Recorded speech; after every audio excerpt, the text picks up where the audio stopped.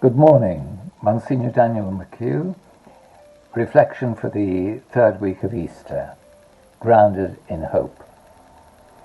The lockdown from the coronavirus has been a difficult experience for everyone, and at the same time it brought out a lot of good in people. From my own perspective, working with different ethnic communities, I have been moved by the generosity I have experienced from the Vietnamese community. A number of them work in nail spas and they are currently unemployed. They have seen the need for PPE and of course they use surgical masks and gloves. Thousands of these have been donated to the Birmingham City Council appeal to support care homes, children's services and home care. Those who did not have PPE to donate are making a collection to purchase the same. I'm sure we all know of ways in which our communities have responded with love and generosity. I was reading about the special response of musicians and artists, not to mention sports people, and I noted particularly the paintings of Damien Hirst and David Hockney. Hirst is especially interesting because, and I didn't realize this before, he uses butterfly wings in his works. They are, as you probably know, symbols for new life, coming, as the butterfly does, from the chrysalis. And he did two paintings, one of which is the rainbow, with the butterfly wings ethically sourced, adorning it. He explained the rainbow, saying, it gives you hope after the rain. After the gloom, there's kind of something brighter, and the sun comes to shine, so the rainbow is a great, optimistic thing.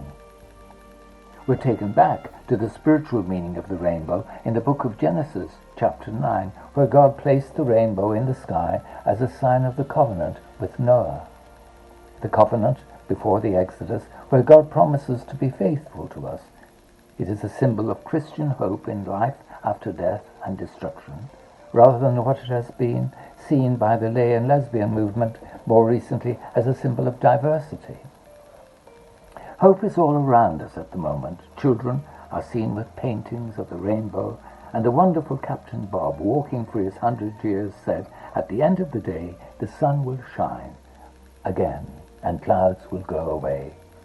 And I was reminded, in Thought for the Day on Friday last, that an African leader had said, there will be light at the end of the tunnel, but you can't see it because of the bends. Yes, we use the word hope a lot, often in a rather uncertain way. People saying, let's hope. The Christian meaning of hope, being one of the three theological virtues, faith, hope and charity, is a step change, and it is about trust in God, born of his faithfulness to us in sending Jesus to live among us, to give his life for us and rise again. Our hope is not something vague, but grounded in him. I notice people often choose the reading from St. John at a requiem, where Jesus says, I will return to take you with me, so that you will be with me where I am.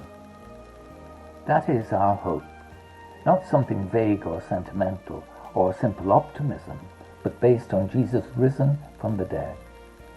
He will really give us all the graces we need to overcome every obstacle and finally arrive at the perfect life for which we were made. That, I think, underpins the kissing of the crucifix that we do on Good Friday, and that is what Jesus did in love for us. Somewhere I've seen it written that the apostles were in lockdown after the death of Jesus. They were afraid and alone, frightened they might suffer the same fate. In fact, instead of resuming their normal lives, they distanced themselves from normal social gatherings. Then, during that stress and fear and anxiety, Jesus appeared to them and offered them peace. We need to accept his peace, too, into our closed and locked hearts, allowing him to dwell within us, whatever is happening in the world outside. It is his wish to walk with us as he did with the disciples on the road to Emmaus when they invited him to share their meal. They realized who it was, and they said to each other, did not our hearts burn within us as he talked to us on the road and explained the scriptures to us? My feeling is that, reflecting on the Scriptures, each Sunday especially, we will find his spiritual presence with us in our life journey. St. Peter, who was one of those locked down group, was able to write in his letter for today, "Through him you now have faith in God, who raised him from the dead and gave him glory for that very reason, so that you would have faith and hope in God." Peter is also spoken of in the first reading from the Acts, proclaiming to the crowds that it was impossible for Jesus to be held in the place of death, Hades, and quoting the Psalm of King David, who prayed to God, "I saw the Lord before us always, for with him at my right hand nothing can shake me.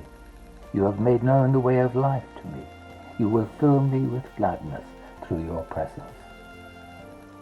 We are indeed grounded in hope. We have nothing to fear. The Vietnamese people have given away what they may need after the lockdown. That seems to me to be a good example of hope in practice.